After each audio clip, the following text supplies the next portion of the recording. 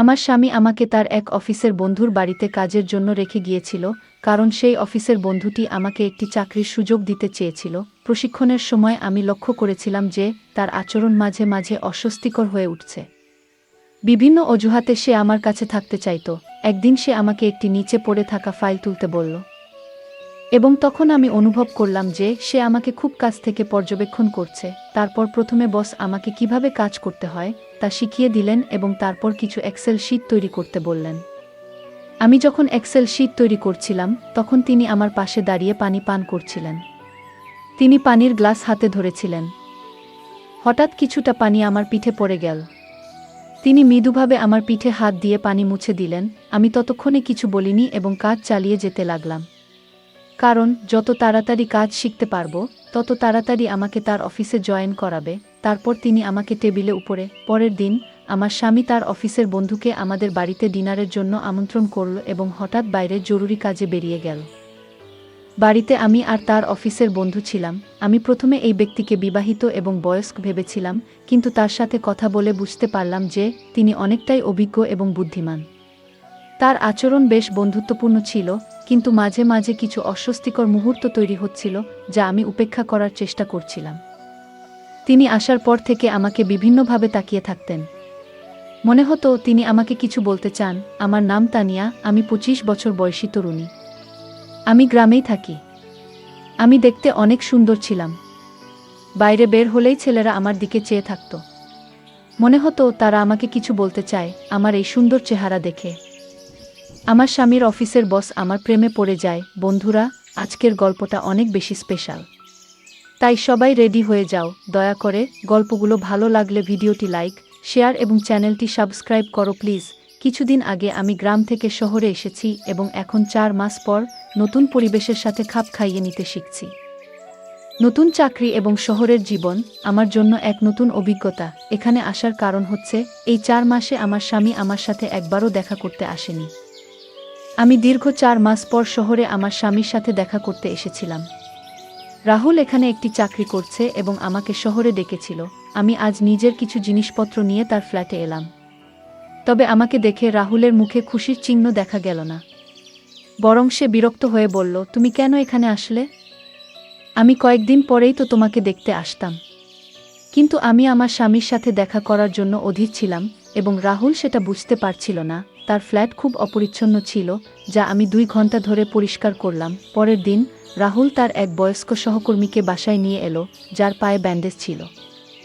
আমি রাহুলের সাথে এখনও ঠিকমতো সময় কাটাতে পারিনি, আর তখনই তার সহকর্মী এসে গেলেন। রাহুল বলল, সহকর্মীর পরিবার শহরের বাইরে, তাই কিছুদিন আমাদের সাথে থাকবেন। আমি তার যত্ন নিলাম, আর আমার রান্না করা খাবার তার খুব পছন্দ হলো। 2 দিনের জন্য থাকার কথা ছিল, কিন্তু এখন তিনি পুরো সপ্তাহ আমাদের সাথে থাকবেন। আমি রাহুলের বন্ধুর জন্য পানি নিয়ে যাচ্ছিলাম। যখনই বোতল রেখে ঘর থেকে বের হতে যাচ্ছিলাম, তখন হঠাৎ আলমারি থেকে তার ওষুধের বাক্সটি পড়ে যায়। কোনো কিছু না ভেবে আমি নিচু হয়ে ওষুধগুলো তুলতে লাগলাম। তখন আমার নজর উপরে গেলে দেখি আমার স্বামীর বন্ধুর চোখ আমার দিকে একটু অস্বাভাবিকভাবে তাকিয়ে আছে। ওষুধগুলো তাকে দিয়ে আমি ঘর থেকে বেরিয়ে এলাম। সেই মুহূর্তে রাহুল ঘরে ঢুকল। সে একবার আমাকে এবং একবার তার বন্ধুর দিকে তাকালো। আমি কিছু না বলে আমাদের ঘরে চলে গেলাম। আমি ভেবেছিলাম রাহুল হয়তো কিছু সন্দেহ করছে, কিন্তু পরে বুঝলাম সে কিছুই ভাবছে না। সে হাসতে হাসতে আমার সাথে গল্প করল এবং আমরা শুয়ে পড়লাম। আমি রাতে রাহুলের কাছে যেতে চাইলাম, কিন্তু সে বিভিন্ন বাহানা দিয়ে ঘুমিয়ে পড়ল। সকালে রাহুল অফিসে চলে গেল, কিন্তু তার সহকর্মী বাড়িতেই রয়ে গেলেন। সহকর্মীর খাবারের চাহিদা ছিল ভিন্ন, বিশেষ করে প্রতিদিন ভিন্ন ধরনের নাস্তা, বিশেষ ইতালিয়ান খাবার চাইতেন। রাহুল কিছু টাকা দিয়ে গিয়েছিল, কিন্তু খরচ হয়ে যাওয়ায় সামান্যই অবশিষ্ট ছিল। আজকের ডিনারের জন্য এর ব্যবস্থা করেছিলাম এবং টাকাও প্রায় শেষ হয়ে গিয়েছিল। রাতে আমি রাহুলের কাছে আরও টাকা চাইতে গেলে সে রেগে বলল, আমি তো মাত্র 1000 টাকা উপার্জন করি, আমাকে কি ব্যবসায়ী ভাবছ? আমি বোঝানোর চেষ্টা করলাম সহকর্মীর খাবারের জন্যই সব টাকা শেষ হয়েছে, কিন্তু সে রাগ করে ঘুমাতে চলে গেল। পরের দিন সকালে রাহুল অফিসে চলে যাওয়ার পর আমি তার সহকর্মীকে নাস্তা দিতে গেলাম। সহকর্মী আমার হাতে বেশ কিছু টাকা তুলে দিলেন এবং বললেন, গত রাতে তোমাদের কথোপকথন আমি আমার ঘর থেকে শুনেছি। এই টাকাগুলো রেখে দাও এবং রাহুলকে বলার দরকার নেই। আমার ঘরের খরচ চালানোর জন্য টাকা প্রয়োজন ছিল, তাই আমি সেই টাকাগুলো ফিরিয়ে দিইনি। সন্ধ্যায় রাহুল যখন বাড়ি ফিরল, তখন সে আমাকে কিছু বাড়তি টাকা দিল। কিন্তু আমি তাকে সহকর্মী থেকে পাওয়া টাকার কথা কিছুই বললাম না। দুদিন পর তার সহকর্মীর শরীর ঠিক হয়ে গেল এবং তিনি তার নিজের বাড়িতে ফিরে যাওয়ার প্রস্তুতি নিলেন। যাওয়ার সময় তিনি আমার পিঠে হাত রাখলেন, কিন্তু তার স্পর্শ স্বাভাবিক ছিল না, যেন কিছুটা অস্বস্তিকর। আমি রাহুলকে সহকর্মীর ব্যাগ এনে দিলাম এবং রাহুল তাকে গাড়ি পর্যন্ত পৌঁছে দিতে বাইরে গেল। আমি বাড়িতে নিজের কাজে লেগে গেলাম। আমার শ্বশুর শাশুড়ি তখন গ্রামে ছিলেন, কিন্তু গত কিছুদিন ধরে এক ধরনের অস্বস্তি আমার মনের মধ্যে কাজ করছিল। যখন রাহুলের সহকর্মী আমাদের বাড়ি থেকে চলে গেলেন, তখন বাড়িটা হঠাৎ করে খুব ফাঁকা আর শান্ত লাগছিল। মনে হচ্ছিল যেন আমার একটা বড় সমস্যার সমাধান হয়েছে। এখন আমি আমার স্বামীর সাথে যতটা খুশি ততটা সময় কাটাতে পারবো। বেশ কিছুদিন ধরে রাহুল বাড়িতে তেমন সময় দিচ্ছিল না। একদিন বাইরে গিয়ে দেখলাম সে কোথাও নেই। সম্ভবত অফিসে চলে গেছে তার সহকর্মীর সাথে। মাঝে মাঝে রাহুলকে বুঝতে আমার খুব কষ্ট হয়। 2 দিন পেরিয়ে গেছে, সে রাতে বাড়িতে আসে আর সরাসরি ঘুমিয়ে পড়ে। একদিন রাহুল হঠাৎ অফিস থেকে তাড়াতাড়ি ফিরে এলো। আমি খুশি হলাম, কিন্তু যখন তাকে ভালো করে দেখলাম তখন বুঝতে পারলাম সে কিছুটা চিন্তিত। আমি তার কাছে জানতে চাইলাম, কি নিয়ে এত চাপ? সে বলল, তানিয়া, আমাদের কাল বিকালের মধ্যেই এই বাড়ি ছাড়তে হবে। গত 2 মাসের ভাড়া আমি দিতে পারিনি। বাড়িওয়ালার ফোন এসেছিল। শুধু ভাড়া নয়, তিনি বাড়ি খালি করার জন্যও বলেছেন। রাহুলের কাছে 2 মাসের ভাড়া দেওয়ার টাকা ছিল না, তাই আমি গ্রামের বাড়ি থেকে আনা সঞ্চিত কিছু টাকা তাকে দিলাম। তবুও আরও 10,000 টাকার প্রয়োজন ছিল। তখন আমি আমার সোনার কানের দুল বিক্রি করলাম আর সেই টাকা দিয়ে ভাড়া মিটিয়ে দিলাম। কিন্তু এখন আমাদের এই বাড়ি ছেড়ে দিতে হবে। আর কোথায় যাব সেটাই চিন্তার বিষয়। ঠিক তখনই রাহুলের সহকর্মীর ফোন এলো আর রাহুল তাকে সবকিছু জানালো। সহকর্মী আমাদের তার বাড়িতে থাকার জন্য আমন্ত্রণ জানালেন। রাহুল বলল, আমাদের থাকার ব্যবস্থা হয়ে গেছে, কিছুদিন আমরা সহকর্মীর বাড়িতে থাকতে পারবো। এরপর আমি তাড়াতাড়ি আমাদের ব্যাগ গুছিয়ে নিলাম এবং আমরা তার বাড়ির উদ্দেশ্যে রওনা হলাম। সহকর্মীর বাড়ি ছিল বিশাল এবং আমাদের জন্য একটি বিশেষ ঘর বরাদ্দ করা হলো। আজকের পরিস্থিতি কিছুটা চাপের ছিল, তবে সাময়িক। আমরা নতুন করে পরিকল্পনা করতে শুরু করলাম। রাতে আমরা কোনোমতে ঘুমাতে পারলাম। পরের দিন সকালে নাস্তার পর আমি দেখলাম রাহুল তার ব্যাগে কিছু কাপড় গুছাচ্ছে। আমি জানতে চাইলাম, তুমি আলাদা করে ব্যাগ গুছাচ্ছ কেন? কোথায় যাচ্ছ?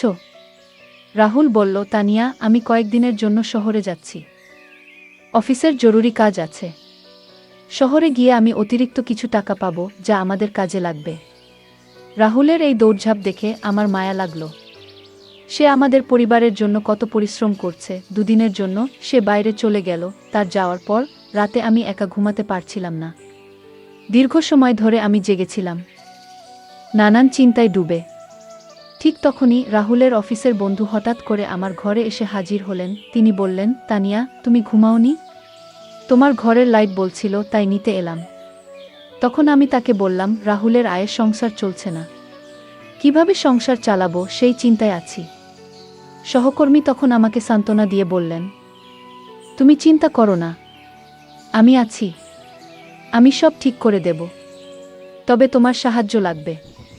তুমি চাইলে তোমার স্বামীর অবস্থা বদলে যেতে পারে। এতটুকু বলে তিনি আমাকে কাছে টানার চেষ্টা করলেন। আমি সঙ্গে সঙ্গে নিজেকে সরিয়ে নিলাম এবং দৃঢ়ভাবে তাকে না বললাম। আমি তাকে দূরে সরিয়ে দিয়ে বললাম, আপনি কি করছেন? এর মানে কি? তিনি বললেন, তানিয়া, আমাকে ভুল বোঝো না। আমি শুধু তোমাকে সাহায্য করতে চেয়েছিলাম।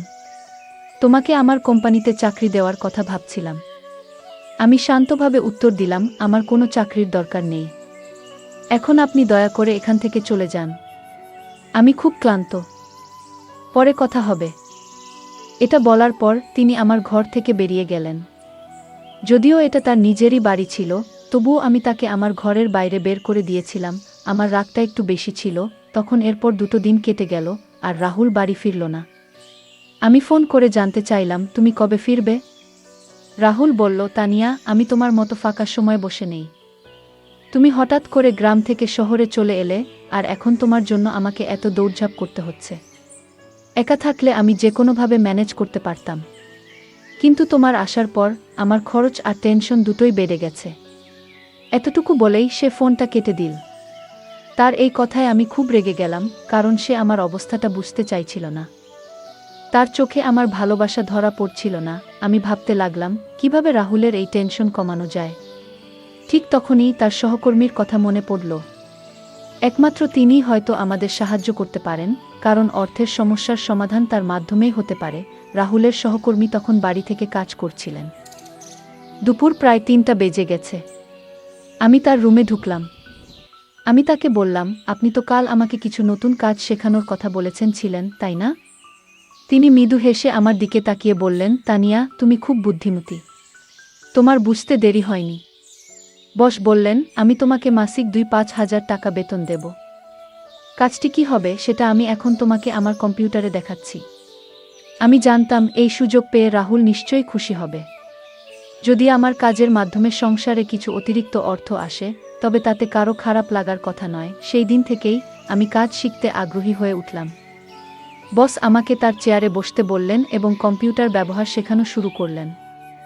প্রথমে তিনি আমাকে মাউসটি ধরিয়ে দিলেন এবং কিভাবে ব্যবহার করতে হয় তা দেখালেন। আমি একটু নার্ভাস ছিলাম, কিন্তু তিনি আমাকে আশ্বস্ত করলেন, চিন্তা করো না, ধীরে ধীরে সবকিছু শিখে যাবে। প্রথম দিন বলে বস শুধু অর্ধেক ঘন্টার জন্য আমাকে শেখালেন। এরপর আমি রাত্রে বসের বাড়ির রান্নাঘরে গিয়ে দেখলাম যে সেখানে কাজের মেয়ে রান্না করছে। আমার কোনো বিশেষ কাজ ছিল না, তাই তার সাথে কিছুক্ষণ কথা বললাম। এভাবেই আমার নতুন কাজ শুরু হলো। প্রতিদিন একটু একটু করে শেখা এবং নতুন কিছু জানার আগ্রহে আমাকে দেখে সে বলল, আপনি খুবই সুন্দর মালকিন। আপনি আসার পর থেকেই আপনার সাথে কথা বলতে চেয়েছিলাম, কিন্তু সুযোগ পাইনি। আমি হেসে বললাম, তোমার নাম কি? এবং ধীরে ধীরে তার সাথে কথা বলা শুরু করলাম। আমি বসের পরিবারের বিষয়ে জানতে চাইলাম। ঠিক সেই মুহূর্তে বস তাকে ডাকলেন, আর সে দ্রুত একটি গ্লাস পানি নিয়ে বেরিয়ে গেল। রাতে ঘুমানোর আগে বস আমার রুমে এলেন হাতে আইসক্রিম নিয়ে। ছোটবেলা থেকেই আমি বিভিন্ন খাবারের প্রতি দুর্বল ছিলাম, কিন্তু অর্থনৈতিক সমস্যার কারণে প্রায়ই নিজের পছন্দের খাবার খেতে পারতাম না। বসের বাড়িতে সেই সমস্যা ছিল না। এখানে খাওয়া দাওয়ার কোনো অভাব ছিল না। আমরা একসাথে বসে আইসক্রিম খেতে শুরু করলাম। কথা বলতে বলতে আমি বসকে তাদের পরিবারের বিষয়ে জিজ্ঞাসা করলাম। তখন বস শান্তভাবে তার পরিবারের কিছু গল্প শোনালেন। এভাবে আমাদের মধ্যে কথোপকথন চলতে থাকলো, আর আমি তার কাছ থেকে অনেক কিছু জানার সুযোগ পেলাম। তিনি বললেন, কয়েক বছর আগে আমার স্ত্রী আমাকে ছেড়ে চলে গেছেন। আমার একটি মেয়ে এবং একটি ছেলে আছে। মেয়েটি বিদেশে থাকে কারণ তার বিয়ে হয়ে গেছে, আর ছেলেটি পড়াশোনার জন্য বিদেশে গেছে। আমি এখানে আমার কোম্পানির দায়িত্ব সামলাই। তিনি তার পরিবারের সম্পর্কে বিস্তারিত জানালেন। তারপর আমাকে বললেন, তানিয়া, তুমি আমাকে বারবার বস বলে ডেকে ওঠো, যা আমার পছন্দ হচ্ছে না। তুমি আমার নাম ধরে ডাকতে পারো। কিছুদিন পর তোমাকে অফিসে কাজ শুরু করতে হবে। তখন তোমার পোশাক পরিচ্ছদ ঠিকঠাক হওয়া দরকার। আমি তোমাকে একটি ভালো পদে রাখব, তাই তোমাকে নিজেকে আরও পরিপাটি রাখতে হবে। বয়স 50 বছর, বয়সেও নিয়মিত শরীরচর্চা করতেন এবং খুবই ফিট ছিলেন। আমি সাধারণ ড্রেস পরে তার সাথে ব্যায়াম করতে দাঁড়ালাম। সেদিন আমার প্রশিক্ষণের দ্বিতীয় দিন ছিল। বস আমাকে একটি ড্রেস দিলেন এবং বললেন, প্রশিক্ষণের সময় এটা পরিধান করে আসো। এতে তোমার অফিসের পরিবেশে মানিয়ে নিতে সুবিধা হবে এবং ধীরে ধীরে ইউনিফর্মের অভ্যাস হয়ে যাবে। কিন্তু ড্রেসটি হাঁটুরও উপরে এবং খুবই ছোট ছিল, যা আমার পছন্দ হয়নি। তাই আমি সিদ্ধান্ত নিলাম যে সেটা না পরে সঠিকভাবে একটি শাড়ি পরে আসব। প্রথমে বস আমাকে কিভাবে কাজ করতে হয় তা শিখিয়ে দিলেন এবং তারপর কিছু এক্সেল শিট তৈরি করতে বললেন। আমি যখন এক্সেল শিট তৈরি করছিলাম, তখন তিনি আমার পাশে দাঁড়িয়ে পানি পান করছিলেন। তিনি পানির গ্লাস তার ছাদে সুন্দর একটি বাগান ছিল এবং এক কোণে একটি ছোট বারো ছিল।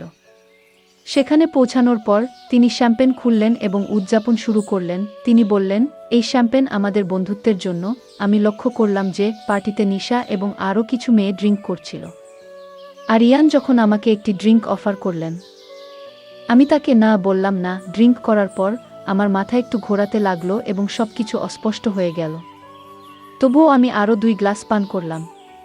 রাতের খাবার না খেয়েই আমরা ঘুমিয়ে পড়লাম। সকালে সূর্যের আলো চোখে পড়তেই আমার ঘুম ভাঙল। রাতে আমরা নেশাগ্রস্ত ছিলাম, আর আমি এবং আরিয়ান ছাদের একটি ঘরে ঘুমিয়েছিলাম।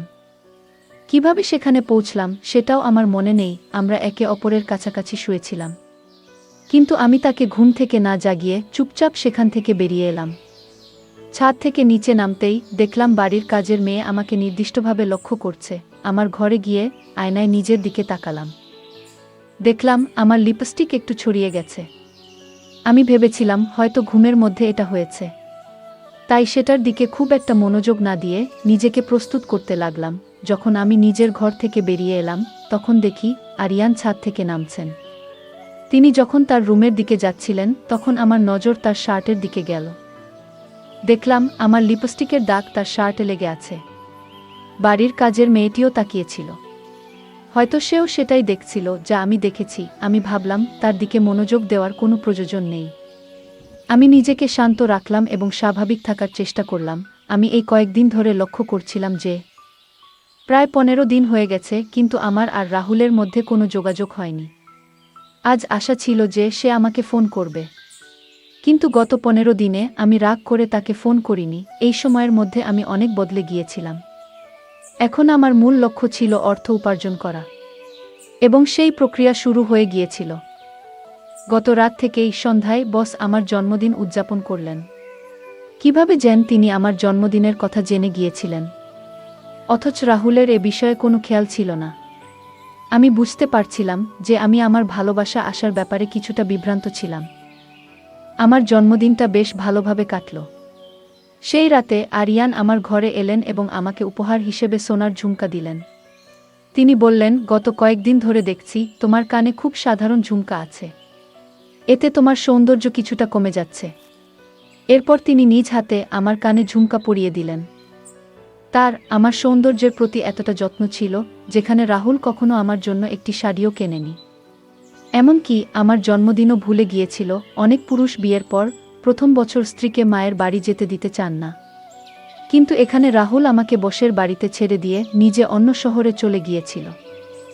রাহুলের অনুপস্থিতিতে আরিয়ান আমার সব চাহিদা পূরণ করছিলেন, আর রাহুল যেন এসব নিয়ে কোনো ধারণাই ছিল না। সেই রাতে আমি আরিয়ানকে ধন্যবাদ জানালাম, কারণ তিনি আমার জন্মদিনকে বিশেষ করে তুলেছিলেন। আমার জন্মদিন খুব ভালোভাবে উদযাপন করা হয়েছিল এবং আরিয়ান আমাকে একটি সুন্দর উপহার দিয়েছিলেন। পরের সকালে আমি আরিয়ানের সাথে ব্যায়াম করছিলাম। তখন সকাল 8টা বাজে। হঠাৎ দেখি রাহুল বাড়িতে এসে হাজির। আমাকে বসের সাথে ব্যায়াম করতে দেখে সে অবাক হয়ে তাকিয়ে রইল, কারণ আমি যেই জিম স্যুট পরেছিলাম সেটি শরীরের সাথে সম্পূর্ণ লেগেছিল। রাহুলকে দেখে আমি তাড়াতাড়ি আমার ঘরে চলে গেলাম। কিছুক্ষণ পর সে ঘরে এসে আমাকে আলিঙ্গন করল এবং বলল, হ্যাপি বার্থডে তানিয়া। তার কাছ থেকে এই শুভেচ্ছা শুনে আমার কিছুই মনেই হলো না, কারণ আমার জন্মদিনের দিন সে একটি ফোনও করেনি।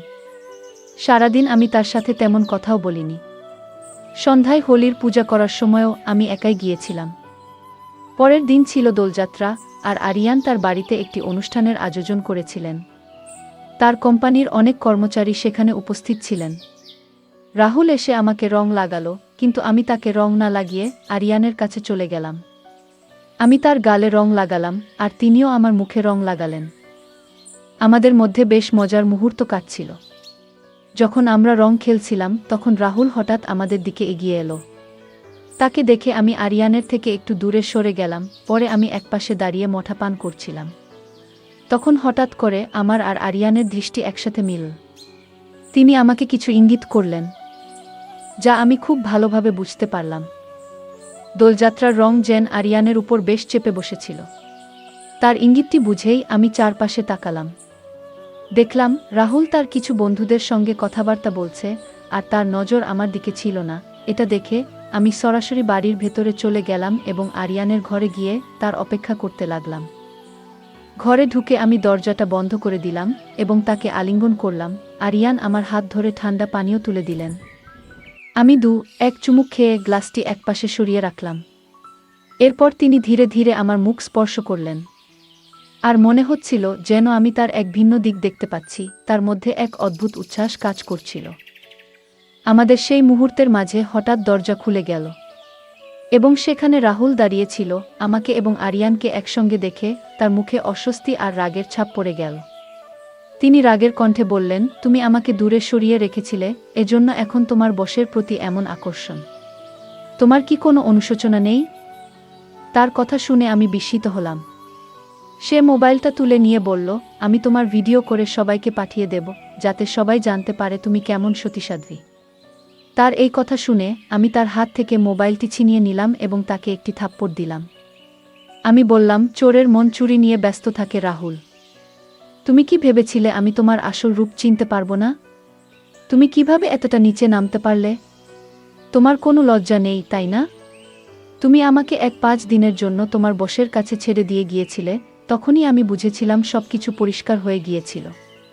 কয়েকদিন আগে তোমার মোবাইলে আমি সেই মেসেজগুলো দেখেছি, যেখানে আমার পাঠানো ছবি ছিল। কোনোদিন কল্পনাও করতে পারিনি যে তুমি টাকা রোজগারের জন্য এমন কাজ করবে। তুমি কিভাবে পারলে?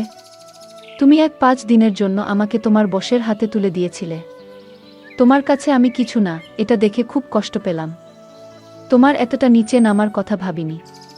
কয়েকদিন আগে তোমার বসের সঙ্গে আমি তাদের বাড়ির ছাদের বাগানে ছিলাম। তখনই তোমার কাছ থেকে তার কাছে একটি মেসেজ আসে। সেখানে তুমি আরও টাকার দাবি করেছিলে এবং বলেছিলে স্ত্রীর সঙ্গে আরও একটি রাত কাটিয়ে নাও, তারপর টাকা পাঠিয়ে দিও। কিন্তু সেই রাতে আমার সামনে সবকিছু পরিষ্কার হয়ে যায়। আমি বুঝতে পারছিলাম সেদিন রাতটা অন্যরকম হতে চলেছে। তোমার বস তখনও কোনো অশোভন কিছু করেনি, তবে পরিস্থিতি সেদিকেই যাচ্ছিল। আমি তাকে তার মেয়ের কথা মনে করিয়ে দিলাম, যিনি আমারই বয়সী। আমি জিজ্ঞাসা করলাম, আপনার মেয়ের সঙ্গে এমন কিছু হলে আপনি কেমন অনুভব করতেন? আমার কথা শোনার পর তিনি থেমে গেলেন। আমি ভাবিনি আমার কথা তাকে এতটা ভাবাবে। তিনি সঙ্গে সঙ্গে ক্ষমা চাইলেন এবং এরপর থেকে আমাকে সম্মান করা শুরু করলেন, যেন আমি তার নিজের মেয়ের মতো। আমি তোমার মতো মানুষের জন্য উপযুক্ত নই, এটা সবার কাছেই স্পষ্ট। তোমার বস তোমাকে চাকরি থেকে বাদ দিতে চেয়েছিলেন, কিন্তু আমি তাকে থামিয়েছিলাম। কারণ আমি দেখতে চেয়েছিলাম তুমি টাকার জন্য কতদূর যেতে পারো। নিজের স্বার্থে মতো থেকে টাকা অর্জনই তোমার লক্ষ্য ছিল। এখন আমি আর তোমার সাথে থাকতে পারছি না। আমি ডিভোর্স দিচ্ছি, রাহুল। রাহুল আমার পায়ে ধরে ক্ষমা চাইতে লাগলো, কিন্তু লাভ নেই। সে আমার বিশ্বাস ভেঙেছে। তাই আমি ডিভোর্স দিয়েছি এবং আরিয়ান তাকে চাকরি থেকে বরখাস্ত করেছে। আর আমি আরিয়ানের অফিসে চাকরি করতে থাকি। তাই বন্ধুরা, রং দেওয়ার চেয়ে রং বদলানো মানুষদের থেকে সাবধান থাকা উচিত। বন্ধুরা, যদি এই গল্পটি ভালো লেগে থাকে তাহলে দয়া করে ভিডিওটি লাইক করুন এবং আমাদের চ্যানেলটি সাবস্ক্রাইব করুন। পাশে থাকা বেল আইকনটি প্রেস করুন, যাতে করে আমরা যখনই নতুন ভিডিও আপলোড করি তার নোটিফিকেশন সবার আগে আপনার কাছে পৌঁছে যায়। ধন্যবাদ। দেখা হবে আমাদের পরবর্তী ভিডিওতে।